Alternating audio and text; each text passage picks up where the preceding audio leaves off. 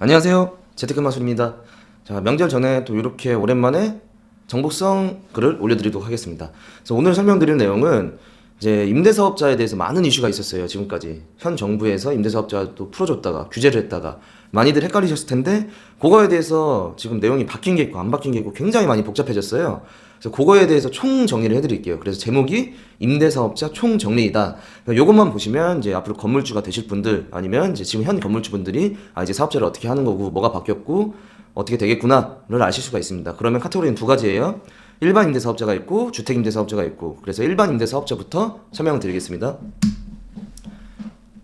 자, 보시면 이제 일반 임대사업자는 이제 간단해요. 왜냐하면 별 내용이 없는 게, 주택 임대사업자가 내용이 많아요. 왜 그러냐? 이게 처음에 이 임대사업자에 대해서 규제 막 밀어줄 때다, 그래서 혜택을 줄 때가 주택 규제를 하기 전이었어요. 근데 주택 규제를 한 후로 이것도 바뀌었기 때문에 주택 임대사업자가 내용이 많다라는 점을 미리 알고 가시고, 그래서 일반 임대사업자 다시 설명드리면, 자, 일반 임대사업자는 뭐냐면 쉽게 말씀드려서 주거용으로 쓰지 않는 거예요.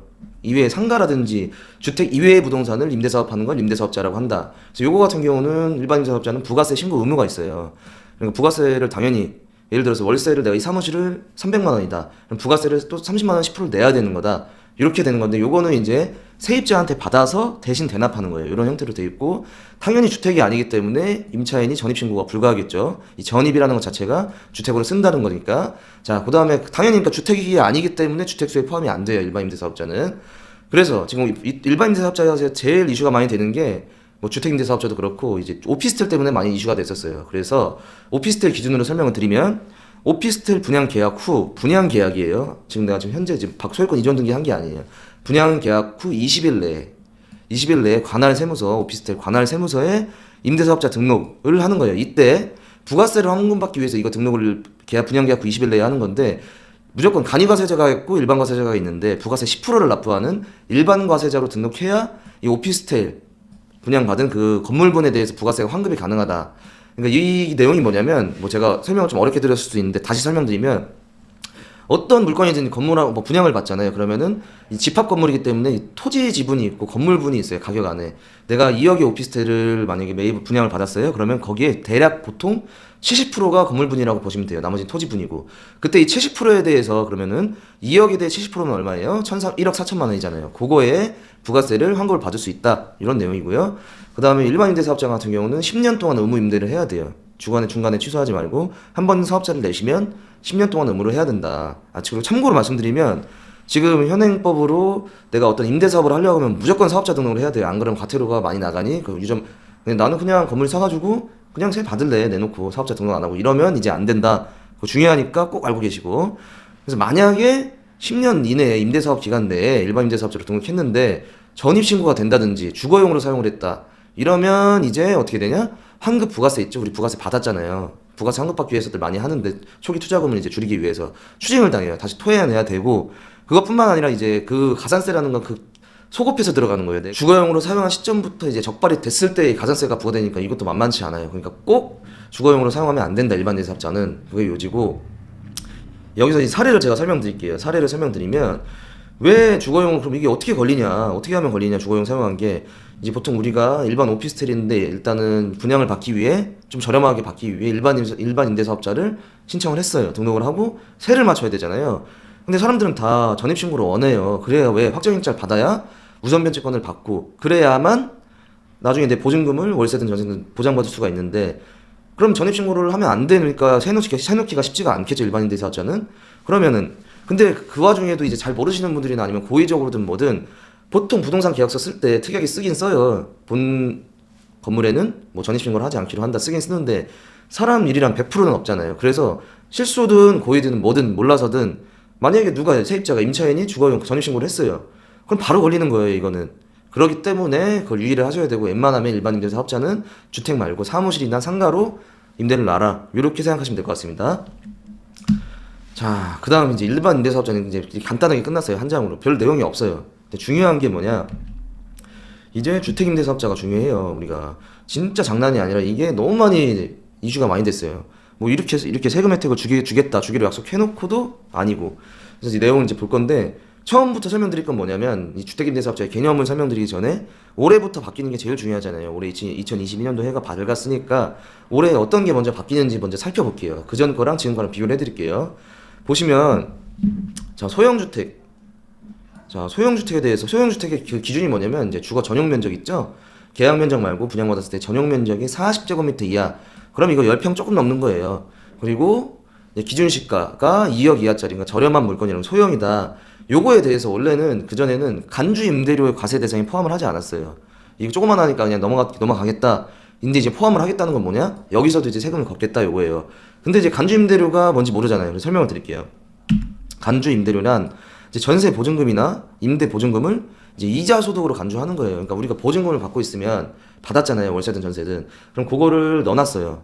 은행에다. 그럼 이자가 나오잖아요. 그 이자 소득으로 워낙에 소액이라 원래는 뭐 2억이로 따지면은 예금에 이자로 넣어놔봤자 얼마나 나오겠어요. 예적금 넣어봤자. 근데 그래서 그냥 넘어갔었는데 이제 이것도 이제 소득으로 보겠다. 세금 내라. 이자 소득으로 종합 그 소득세 신고할 때 내라. 해서 가세 표준에 포함하겠다. 세금에 포함하겠다. 요 내용인 거예요. 마지막 정리. 기존 거는 원래는 소형주택은 임대료로 세금을 안 걷었었는데 이제 올해부터 이것도 세금을 걷겠다. 이렇게 내용을 알고 계시면 되고. 자, 그 다음에 두 번째가 주택 임대소득에 대해서 2천만 원 이하 있죠. 임대소득으로 해서 연에 2천만 원이면 많은 게 아니에요. 적은 건데 그래서 그 전에 건보료가 포함이 안 됐고 피부양자도 포함이 안 됐는데 이제는 이게 두 개가 같은 내용이어서 제가 같이 묶었는데 건강보험료를 부과를 한다. 임대사업자라서. 그래서 이제 몇만 원씩 내야 되겠죠. 안 내도 됐던 거를 그렇게 바뀌었고 규제를 하겠다 이거예요. 그 다음에 마찬가지로 피부양자의 경우 이제 피부양자라면 이제 건보료에 문제가 안 되잖아요. 이제 연금보험이라든지 그냥 이제 소득이 없다. 내가 따로 이제 세대 분리가 된 게 아닌데 만약에 민간 임대 등록을 한 소득에 대해서 이제 등록을 해서 임대사업자로 그러면 이제 연 1,000만 원까지 피부양자 자격을 유지를 해준다. 근데 만약에 등록을 안 했어요. 그럼 400만 원밖에 안 해주는 거예요. 근데 월세를 놓고 투자를 했는데 400만 원 정도 그냥 나오거든요. 그러니까 이상이면은 이제 지역가입자로 들어가서 이제 비용이 발생이 되겠죠. 자, 그다음. 자, 그래서 이제 이게 올해부터 바뀌는 내용 두 가지였어요. 세 가지죠, 총. 처음에 이제 다시 넘어가서 보면 뒤쪽으로 첫 번째가 소형주택도 간주임대료 과세 대상에 포함된다. 이거 하나 바뀌는 내용. 두 번째가 주택 임대소득 2천만 원 이하도 이제 건보료를 부과하겠다. 세 번째가 임대 등록을 한 소득의 경우 연 1,000만 원까지 피부양자 자격을 유지해주고 등록을 안 한 피부양자는 400만 원까지 그리고 그 이상이면 지역가입자로 보겠다. 이렇게 세 가지가 바뀌는 내용입니다. 올해. 요거 알고 넘어가시고 그럼 이제 주택임대사업자가 뭔지 이제 설명을 드려야죠. 자, 이제 주택임대사업자란 말 그대로 그냥 이름 그대로예요. 주택을 임대하는 사업자다. 사업자 등록을 하고 이제 그거에 대해서 소득 신고를 하는 거예요. 그래서 이제 건강보험료, 국민연금 당연히 내야 되죠. 아까 전에 바뀌는 내용 2, 3번 내용이 건보료랑 국민연금이었죠. 자, 그 내용이고 그래서 이제 투자를 하실 때 이제 임대사업자를 내실 때 수익률 계산을 해보고 실익을 따져보세요. 그래서 이게 내가 이거 생각보다 내가 들어가는 돈이 많네 하면 투자하시면 안 되고 그래도 이건 괜찮은 물건이라서 세도 잘 나오고 이거 이상으로 내가 내는 거 대비 벌어들이는 게 많을 것 같다 이러면 투자하시면 될 거예요. 그래서 이제 실익 따져보고 이제 주택임대사업자를 하실지 아니면 여기 내 사무실로 더 잘 낼 수 있을 것 같다 그러면 일반 임대사업자를 내든지 결정을 하실 수가 있어요. 근데 이제 다들 아시는 내용이겠지만 2020년도 1월 1일부터 재작년 1월 1일부터 이제 임대사업자 등록 의무가 됐어요. 이제 주택을 임대하는 사람은 그러니까 주택을 임대하지 않으면 상관이 없는데 주택을 임대하려는 사람은 이제 등록을 무조건 해야 된다. 그래서 불이익이 있죠, 당연히. 등록을 안 했을 때의 불이익이 이제 2020년부터라고 하셨죠? 임대 수익 금액의 0.2%를 가산세를 부과하겠다. 이 내용 알고 계시고요. 자, 그래서 이제 등록 절차를 알려드릴게요. 이제 주택 임대사업자의 전체적인 개념을 설명드렸고 여러 가지 카테고리가 있어요. 등록, 말소부터 세금 이런 게 있는데 이제 등록을 먼저 설명을 드릴게요. 그럼 이제 새로 취득하는 주택이 만약에 아파트예요. 만약에 지금 이게 바뀐 내용인데 아파트인 경우에는 이제는 주택 임대사업자 등록은 불가하다. 이게 왜 그러냐면 예전에 주택 임대사업자 아파트가 됐어가지고 투기가 엄청나게 일어났다고 정부가 그렇게 해서 세금 규제를 했어요. 그러니까 이제 아파트는 우리가 지금 주거가 부족하니 실제 사용할 수 있는 실수요자, 거주할 사람들만 해라. 임대 놓지 마라. 지금 많이 부족하다. 이런 개념으로 아파트 이제 주택 임대사업자로 등록을 할 수가 없게 됐어요. 그래서 만약에 근데 이전에 이 법이 바뀌기 전에 주택 임대사업자 등록이 되어 있는 아파트가 있을 수가 있잖아요. 그거는 이제 임대사업 기간이 종료되는 날부터는 이제 아파트는 이제 주택 임대사업자를 못하고 이제 그냥 주택으로 남는다. 이렇게 보시면 됩니다. 그래서 아파트를 만약에 사업자 등록을 할 거다. 내가 세를 놓을 거다. 이러면 이제 홈택스 있죠? 국세청 홈택스에서 일반 임대사업자 등록을 받아야 합니다, 이제. 그래서 주택임대사업자는 못한다. 그래서 이렇게 생각하시면 되고, 근데 솔직히 보통 아파트로 일반 임대사업자를 하지는 않고 그냥 뭐 주택이 많으신 분들은 그냥 다주택자로 그냥 가시죠. 전세 그냥 받고. 근데 워낙에 양도세가 높아졌기 때문에 지금 함부로 또 매도도 못 하시는 분들 되게 많으세요. 어쨌든 그렇다. 아파트는 이제 주택임대사업자는 안 된다. 알고 가시고. 그 다음에 그래서 그럼 주택임대사업자는 뭐만 등록할 수 있냐? 그러니까 아파트 이외의 주택이에요. 주택. 뭐 이 아파트 이외의 주택이라든지 뭐 빌라도 되고 뭐 다가구 주택도 되고 여러 가지가 있겠죠. 요거랑 그다음 주거용 오피스텔. 이 오피스텔 때문에 이 영상을 사실 찍게 된 거예요.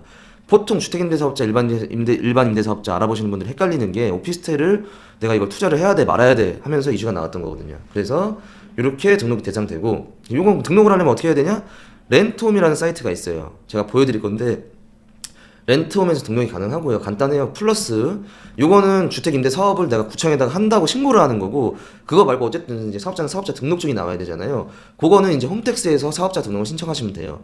그래서 이제 오피스텔이건 뭐건 어쨌든 주거용 부동산을 취득 후 이제 60일 내에 주소지 관할 시공구청에 등록한다. 그거를 대행해 주는 데가 렌트홈이에요.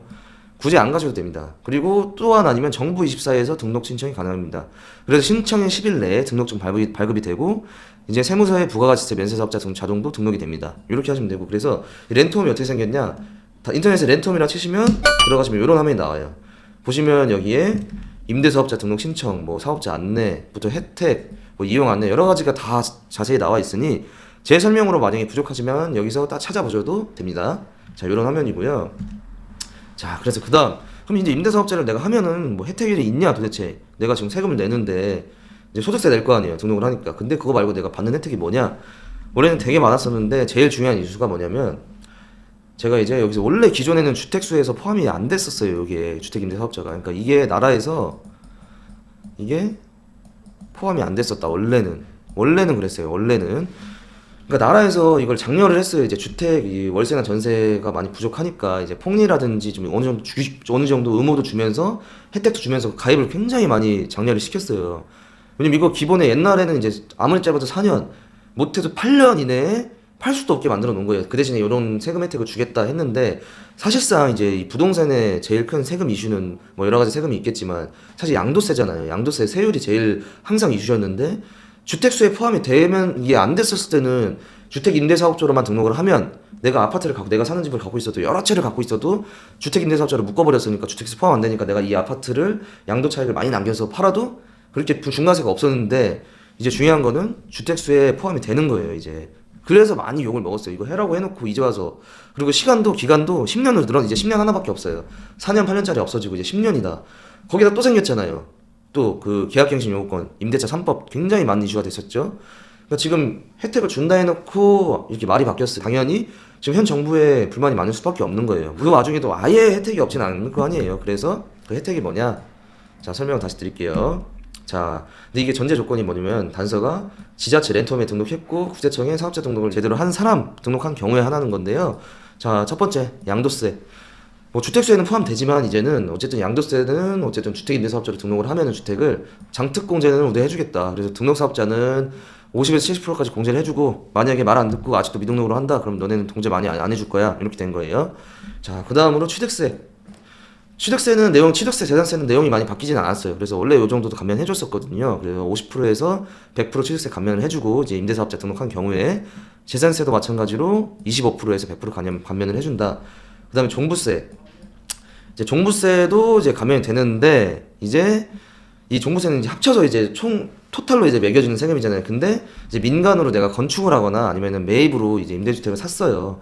그러면 그럴 때는 이제 종합부동산세 과세 대상에서 배제를 해주겠다 요 내용이에요. 그러니까 결국은 많이 바뀌진 않았지만 제일 중요한 주택세에 포함된 거는 너무 아쉽고 그 이외의 세금 혜택은 대부분 다 그대로 유효하니 주택임대사업자가 무조건 의무만 있고 혜택은 없다라고까지는 생각을 안 하셔도 됩니다. 그럼 다음 넘어갈게요. 자, 그 다음에 이제 주택임대사업자의 의무, 이제 혜택을 받았으니까 의무가 있잖아요. 뭘 해야 되냐? 자, 보시면 이제 첫 번째는 설명 의무. 뭐냐? 임차인 이제 계약을 하잖아요. 이제 이 주택을 세를 놓잖아요. 그러면 임차인한테 이제는 임대 의무 기간이랑 임대료 증액 제한이 5%다. 그리고 임대주택에 대한 권리관계 뭐가 있냐? 예를 들어서 뭐 대출, 뭐 아니면 다른 전세권, 뭐 이런 게 있죠. 근저당권, 그다음 뭐 아니면 세금 체납 사실 등에 대해서 설명을 해야 돼요. 이게 공인중개사가 확인을 해줘야 돼요. 또 항상 임대인한테 이제는 혹시 세금 체납 되신 거 없으시면은 홈택스에서 이제 체납 사실 없다는 증명서를 떼오셔야 됩니다. 선순위 담보권이야 당연히 뭐 등기부등본에 나오니까 설명해드리면 되고, 그래서 이런 임대 의무 기간이라든지 이런 거를 설명을 해야 된다. 만약에 근데 둘 이상의 임대차 계약이 존재하는 다가구 주택, 이게 뭔 내용이냐면은 다가구 주택은 이제 건축법상 건축물 대장을 떼보면 집합 건물처럼 이제 뭐 몇 호 몇 호 나눠지지가 않아요. 그냥 뭐 몇 평씩 이렇게 그냥 임의로 호수만 정해놓을 뿐이지 실제로는 그 법률상 대장상 공부에 등록된 게 아니에요. 그럼 어쨌든간 여러 호실이 있는데 어떻게 해야 될지 모르냐? 그러면은 예를 들어서 집값이 지금 뭐 10억이에요. 만약에 집 가치가. 근데 만약에 뭐 전세나 월세 보증금이 합쳐서 뭐 10억이 넘어가면 문제가 되잖아요. 근데 공실은 있어. 거기에 다른 임차인이 들어왔을 때 그 보증금 보장이 안 되잖아요. 만약에 경매로 넘어가면. 그러니 이런 둘 이상의 계약이 임대차 계약이 존재하는 통으로 존재하는 다가구 주택 등은 이제 선순위 임대 보증금에 대해서도 무조건 설명을 해야 된다. 이게 없으면 이제 안 된다. 그게 20년도 12월 10일 이후부터 이게 의무가 됐어요. 만약에 이거를 임대사업자가 위반을 한다. 그러면 500만 원 이하 과태료가 부과가 된다. 이렇게 알고 계시면 됩니다. 자, 그다음 두 번째로 이제 의무가 뭐가 있냐? 임대료 상한. 이제 뭐냐면 원래는 이제 예전에는 임대사업자가 뭐 시세에 맞춰서 저기는 이만큼 올랐네. 그럼 나도 이만큼 올려야겠다 해서 그냥 법률 상한선이 없었어요. 근데 이제 임대 의무 기간이 지나도 내가 만약에 10년 임대 주택을 10년 동안 등록을 했어요. 지나도 이제는 세를 놓는 사람 임대인은 그 기존의 임대료의 5% 상한이에요. 5% 이상 못 올려요. 예를 들어서 보증금이 1억이다. 그러면은 500만 원 이상 받으면 불법이에요. 이게 위반 시 과태료 3천만 원이야 되니까 이건 임차인이 신고할 수도 있는 거잖아요. 그러니까 항상 명심해 두시고, 그 다음에 첫 1년 동안 임대료 인상도 불가합니다. 첫 계약 1년 동안. 그리고 이제 마찬가지 비슷한 똑같은 내용인데 이제 계약할 때마다 내가 올리고 싶잖아요. 이제 정상적인 임대차 기간이 끝났어. 근데 뭐 계약 갱신을 요구할 수가 있잖아요, 임차인이. 그러면 올리려면 5%까지만 올려라. 요 내용이고, 그래서 인상한 날부터 최소 1년 이상 경과 후 증액이 가능하다라고 알고 계시면 됩니다. 요 내용이 뭐냐? 내가 첫 번째 이번 1년을 계약했어요. 전세 계약을 임대인이에요. 그러면 이제 1년 뒤에 올리고 싶어. 그럼 1억 5백이 되겠죠. 그리고 그 안에 또 그 뒤에 1년 안에 1년이 경과돼야 2년이 경과돼야 이제 또 500을 또 올릴 수 있다. 이렇게 말씀드리는 거예요. 그러니까 내용은 그 제일 중요한 내용이 5%죠. 5% 이상 올리지 마라. 요 내용이고요. 그 다음에 이제 새로운 임차인과 새로운 계약을 체결을 해도 연 5%만 인상이 가능하다. 요 내용이고요. 그래서 그 중요한 게 뭐냐면 이제 주택임대사업자는 이제 의무 임대 기간 동안 의무 임대 기간이 있었죠. 지금은 10년짜리 하나밖에 없다고 설명드렸어요. 의무 임대 기간 동안 차후 임차인이 들어와도 뭐연 5% 이내 인상이 제약이 된다. 요거 꼭 기억하세요. 그러니까 5%만 기억하시면 돼요. 5% 이상 올리지 마라. 1년 안에 5% 안에 이상 올리면 너는 과태료 3천만 원 매기겠다. 요 내용이에요. 자, 그 다음에 이제 임대료 상한에 대해서 그럼 좀 헷갈리는 부분이 있어요. 내가 그러면 1년에 5년이 5%면은 그냥 이번에 5%안 올렸다고 한 번에 2년째 되는 날 10% 올릴 수 있냐? 이런 거에 대한 이제 논란이 많아서 정리를 해드릴게요. 자, Q&A. 자, 연간 5% 인상이면 이제 주택임대 주임법상, 자, 주택임대차 특별법이죠. 자, 그러면은 임대차 기간이 2년일 경우에 2년 뒤 한 번에 10%까지 차임 인상이 가능한가요? 그럼 답변이 뭘로 나왔냐? 아니에요. 1년도 기간도 정해졌지만 중요한 내용이 계약 시에요. 내가 2년 계약했다고 해서 한 번에 10% 올리는 게 아니에요. 그냥 2년을 계약하고 2년 뒤에 그 갱신 요구를 했을 때 한 번에 5%까지만 증액 제한에 걸리는 거지. 2년이 계약이 됐으니 2년에 뭐 2년 됐다가 5% 더해서 뭐 10%가 된다. 요건 안 된다. 요거 설명드리는 겁니다. 그래서 밑에 중요한 별표죠. 계약 건당이에요. 건당 증액 제한이고 2년 계약한다고 한 번에 20%로 증액이 불가한다. 그냥 1년 플러스 5%만 딱 생각하시면 돼요. 헷갈리실 필요 없습니다. 자, 그 다음에 세 번째, 이제 소유권 등기에 주택임대사업자는 이제 그냥 사업자 등록만 하면 되는 게 아니라 부기 등기를 해야 돼요. 뭐냐면 부기 등기란 뭐냐면 이제 1번 소유권 이전 이렇게 해가지고 뭐 소유권자 누구누구 나오잖아요. 등기부 갑구에. 거기에다가 밑에 부기 1-1 부기 해가지고 내가 이만큼 임대 의무를 할 거고 임대 사업자고 이만큼 임대료 증액 기준이 있다. 5% 증액이다. 이런 내용을 소유권 등기에 부기 등기 해야 된다. 부기 등기를 하고 이거는 임대인이 하는 거예요. 누가 해주는 게 아니라. 그래서 위반하면 500 이하의 과태료다. 이것도 알고 계셔야 됩니다. 의무입니다. 이게 20년도 12월 10일 이후에 생긴 거예요. 자, 그 다음에 네 번째, 이제 전월세 신고제 들어보셨죠? 이제 임대차 계약도 신고를 해야 돼요. 이제 원래는 매매한 경우에 실거래가를 신고를 했잖아요. 이제는 임대차 계약도 전월세 신고를 해야 된다. 그래서 임대료, 임대 기간 등 임대차 계약 내용이 있을 거잖아요. 근데 그 안에 이제 재계약한 것도 마찬가지고 묵시적 갱신도 포함하는 거예요. 지자체에 신고를 해야 된다. 이걸 위반할 경우에 또 1,000만 원 이하 과태료다. 굉장히 세죠, 규제가. 그래서 신고 방법은 이제 내가 갖고 있는 시군구, 뭐 동사무소라든지 구청, 뭐 시청 방문을 하든 아니면 요즘은 다 렌트홈에서 다 할 수 있어요. 그래서 렌트홈 주택임대사업자에 아까 띄워드렸던 화면 렌트홈에서 온라인 신고를 하자. 그리고 제출 서류가 이제 임대차 계약 신고서가 있어요. 그 신고하는 내용이 있잖아요. 그 신고서 작성하시면 되고 이것도 렌트홈에 다 있습니다. 그거 말고 이제 표준 임대차 계약서라는 게 있어요. 요거는 5번에서 설명을 드릴게요. 이게 뭐냐면 표준 임대차 계약서 양식을 사용 의무한다. 그러니까 부동산 가면 계약서 쓰잖아요. 부동산에서 계약서 써주잖아요.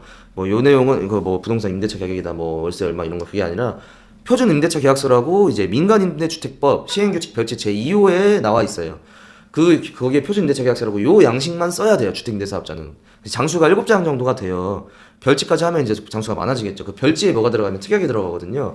그 표준 임대차 계약서의 양식에 뭐가 들어가냐면 기입이 뭐가 되냐면 그 임대사업자의 등록번호 이런 걸 넣어줘야 돼요. 우리 일반 부동산 월세 계약에서는 그런 거 안 넣었었잖아요. 이제 그 양식을 써야 된다. 그래서 제출 서류에 아까 4번에 임대차 계약 신고서 플러스 표준 임대차 계약서가 있어야 된다라고 말씀드린 거예요. 즉 결론이 부동산 계약서는 안 된다. 정해진 양속 써야 된다. 이 표준 임대차 계약서 써야 된다. 그래서 이것도 안 지키면은 1,000만 원 이하 과태료니까 주의해 주시고요. 자, 그 다음에 이제 또 의무 6번째. 자, 임대 의무 기간 준수 의무. 이게 뭐냐? 임대 의무가 이제 10년짜리 하나 남았다 했잖아요. 그때 등록 임대주택을 임대하지 않거나 임대하지 않는다는 건 뭐예요? 이제 내가 직접 살 수도 있어요. 주택임대사라고 해놓고. 그러면 안 되는 거예요. 그러니까 본인 거주 포함 직계 좀비속, 그러니까 아들이나 부모님, 자식 부모님까지 무단으로 양도 불가한다. 그러면 이게 위반하면 주택 당이에요. 이거는 3,000만 원 이하의 과태료가 부과됩니다. 그러니까 뭐냐? 쉽게 말씀드려서 내가 이거를 임대주택을 등록을 했어요. 10년짜리를 등록했는데 요거를 세를 안 놓거나 아니면 내가 살려고 해. 그러면 아니면 이 기간 동안 누가 팔아. 절대 안 됩니다. 이거면 3,000만 원 과태료입니다. 그냥 내가 갖고 있고 정상적으로 임대를 놔야 됩니다. 근데 여기 사례가 있어요. 근데 이거에 대한 그 임대인이 좀 악용한 사례가 있는데 뭐냐면 자, 우리 계약갱신요건 임대차 3법 나온 뒤에 사례 이건 제가 직접 겪은 사례인데요. 여기 나오는 공인중개사가 저예요. 제가 해결을 해드린 게 뭐냐면 이거는 좀 집중해서 봐주세요. 이런 일이 있다. 진짜 그러니까 조심하셔라 임차인분들. 자, 보세요. 임차인이 지금 전세 계약을 맺었어요. 어떻게 보면 2년을 맺었고 이제 2년 더 살고 싶어서 계약갱신 청구권을 행사를 해서 왜냐면 전세값이 너무 폭등을 했으니까 청구를 했는데 임대인이 거절을 한 거예요. 뭐라고 거절했냐면 안 된다 이제 실소유 할 거다. 근데 실소유의 그 임대차 3법에 보면은 실거주 요건 중에 하나 납뿐만 아니라 직계 좀비속까지 가능하잖아요. 그러니까 아들이 거주할 거라고 해서 거절을 했어요. 그래서 저희 고객이 임차인이 포기를 했어. 아 어떡하지? 이분이 이제 저한테 새로운 주택을 구하려고 오셨던 분인데 기존에 했던 계약을 제가 진행을 해드린 건 아니었어요. 그래서 제가 얘기를 했죠. 혹시 주택임대사업자인지 확인 좀 해보세요. 그거 임대인이 아마 주택임대사업자였으면 표준임대차 계약서가 있었을 거예요. 혹시 계약서 양식 본인이 그전에 썼던 거 저한테 좀 달라고 보여주세요 했더니 아니나 다를까 표준임대차 계약서인 거예요. 그럼 이건 주택임대사업자인데 이거 선생님 이렇게 하세요. 이거 주택임대사업자이기 때문에 당신 이거 아들 포함 못한다. 그러니까 계약갱신 거절 불가하다. 요거를 해결해드렸거든요. 그래서 저한테 이제 저의 전속 고객이 된 거예요. 물론 이 계약을 제가 해드린 것도 아니고 연장도 제가 해드린 것도 아니지만 이렇게 저희 서비스를 한번 해줌으로써 사람 마음을 사고 그래서 그 임차인분은 돈을 더 안 내고 다행히 정상적으로 살 수 있게 됐다. 이런 사례가 있었던 거예요. 그러니까 어쨌든 이게 저는 뭐 그렇다고 임차인 편에서만 말씀드리는 게 아니라 이제 임대하시는 분들, 임대사업자분들 절대로 이제 양도 팔아서도 안 되고 모르고 파시는 분들도 계시니까 아니면 내가 또 임대차 3법이 헷갈리게 나와서 또 이거 내가 살 건데라고 할 수도 있잖아요. 그러니까 그렇게 하지 마시고 꼭 기억해 주세요. 절대 본인이 거주하거나 직계 좀비속까지 하면 안 되고 그 다음에 무단으로 양도하시면 안 돼요. 자, 그 다음에 임대차 계약 유지 의무. 그러니까 뭐냐? 계약갱신 청구권 재계약 거절이 불가한 거다. 그러니까 쉽게 얘기해서 이제 임대사업자는 내가 더 사겠다, 임차인이 더 사겠다고 하면은 딱 아까 5%까지만 늘릴 수 있다고 하셨죠? 거기까지만 하고 이거 거절 못한다. 이렇게 생각하고 이것도 위반하면은 1,000만 원 이하 과태료니까 이것도 꼭 유의 깊게 봐주시고요. 자, 그 다음에 이제 8번째 내용이 많잖아요, 그렇죠? 주택임대사업자가 내용이 굉장히 많아요. 그래도 이걸 알고 계셔야 앞으로 이제 임대사업을 하시는데 도움이 되실 거니까 끝까지 봐주시기 바랍니다. 자, 뒤에도 더 중요한 내용이 더 있어요. 그러니까 꼭 끝까지 봐주셔야 돼요. 자, 그래서 8번째 임대사업 목적 유지 의무이다. 요거는 그냥 사실 명목상인 거예요. 그냥 당연한 거죠. 주택임대사업자이기 때문에 자 주거 용도로만 사용을 한다. 뭐 다른 용도로 사용하면 안 된다. 전입신고하고 정상적으로 확정일자 받고 대항력 취득하고 해야 된다. 주거 용도가 아니라 내 주택 임대 사업을 하면서 여기 사무실로 세를 준다든지 뭐 부가세를 더 별도로 10%를 받는다든지 일반 임대 사업자처럼 그러면 안 된다. 이것도 위반하면은 1,000만 원 이하 과태료니까 조심해 주시고요. 자, 그다음 요것도 말이 많았어요. 이것도 헷갈리실 거예요. 그래서 요것도 9번은 제가 좀 디테일하게 절차를 정리해 놨어요. 자, 뭐냐? 임대 보증금 보증보험 가입을 의무화가 됐다. 그러니까 보증보험도 가입을 해줘야 돼요. 자, 이거 보세요. 이게 뭐냐? 계약일로부터 90일 내에 의무적으로 가입한다. 이게 뭐냐? 보증보험이라 하면은 이제 당연히 이제 뭐 확정일자 받고 뭐 대학력 취득하고 해서 그렇게 해서 우선 변제권을 받을 수도 있지만, 그게 아니라 무슨 일이 있을지 모르니까 임차인의 보증금을 지키기 위해서 보증보험이라는 데를 가입하라는 거예요. 그래서 보증보험에서 보증금을 준다는 거거든요. 무슨 일이 있을 때. 이거를 어겼을 때는 좀 규제가 세요. 이거는 과태료가 아니라 벌금이에요. 징역. 그러니까 벌금, 징역은 형사처벌인 거 아시죠? 그 전과 기록이 남는 거예요. 그러니까 이거 무조건 조심하셔야 돼요. 그래서 2년 이하의 징역 또는 2천만 원 이하의 벌금인데, 이 보증보험에 대해서는 뒤에서 더 디테일하게 설명드리겠습니다. 그래서 이제 보증보험 A to Z, 그러니까 뭐냐, 보증보험에 대해서 다 알려드릴게요. 어떻게 해야, 뭐 어떻게 해야 되고 어떻게 의무가 있고 어떻게 하면 되냐 설명을 드릴게요.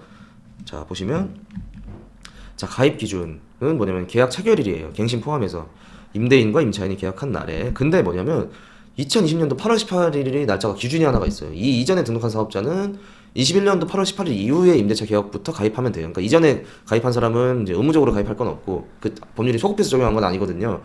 그리고 근데 만약에 개정된 이후 20년도 8월 18일 개정된 이후에요. 이후에 주택임대사업자를 등록하신 분은 바로 가입을 하셔야 됩니다. 계약할 때. 그리고 그러면은 보증보험을 면제할 수도 있나요? 이렇게 물어보시는 분들이 많더라고요. 제가 그래서 설명을 드린 게 뭐냐, 이제 해당 주택 있잖아요. 우리 주택이 만약에 너무 저렴한 집이어서 최우선 변제 금액에 해당돼요. 이를테면 서울 같은 경우는 최우선 변제 금액이 3,700만 원이에요.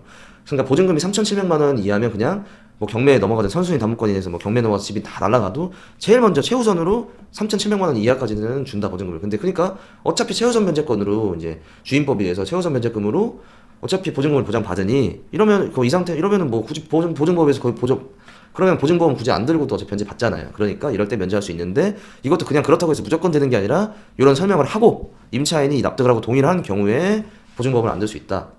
자, 그게 첫 번째고요. 두 번째는 이제 임대사업자가 이제 임차하는 대상이 뭐냐면 이제 LH든 SH든 이제 공공주택 사업자랑 계약, 공공기관이랑 계약을 한 거예요, 임차인이. 그러면 그러니까 공공주택 사업자가 임차인이 된 거니까 여기는 이제 공공은 다 보증이 되잖아요. 계약하고 이 사업자가 보증보험에 가입했으면 이때는 면제해준다. 근데 이런 거는 많은 경우는 아니에요. 그러니까 오히려 두 번째 설명보다는 첫 번째를 기억해 주세요. 최우선 변제 금액에 해당되면 면제가 된다.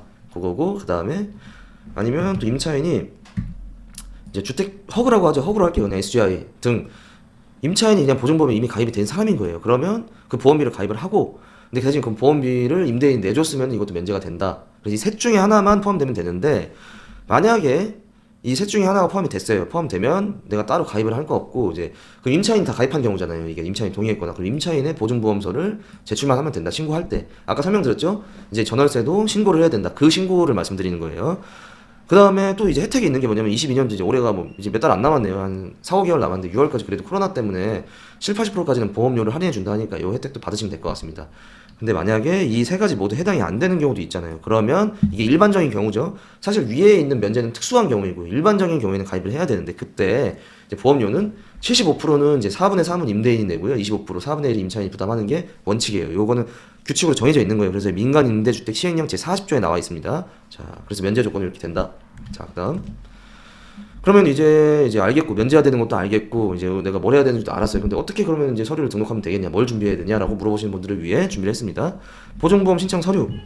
자, 첫 번째, 등본 아니면 초본. 이제 우리가 이제 1개월 내에 효력이 있는 게 1개월 내에 끄는 것만 내면 돼요.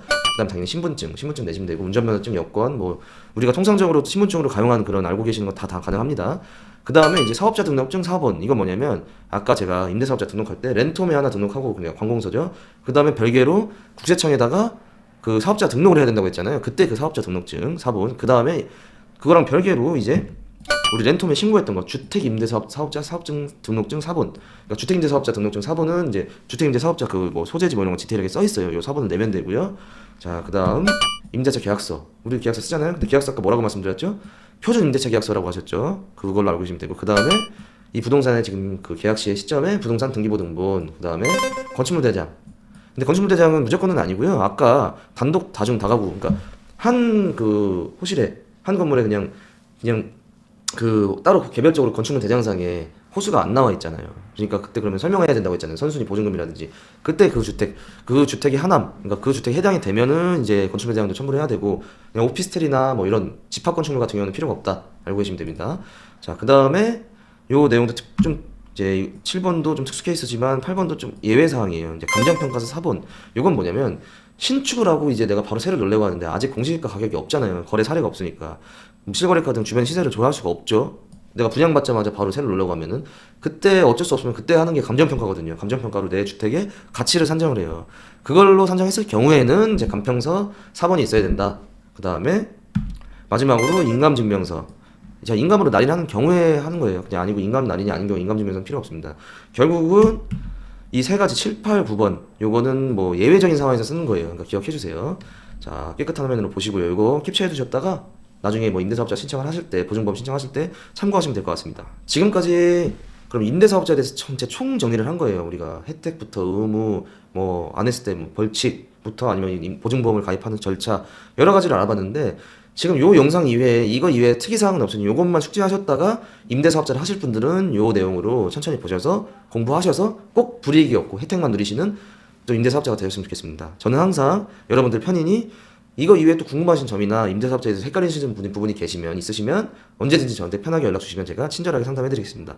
자, 여기까지 찍는데 저는 이제 여러분들의 그 많은 관심이 저한테는 큰 힘이 돼요. 그래서 만약에 이 영상이 도움이 되셨다면 뭐 구독이라든지 좋아요 한번 눌러주시면 제가 더 열심히 하도록 하겠습니다. 자, 여기까지 영상 봐주셔서 감사드리고 재테크 마술이었습니다. 감사합니다.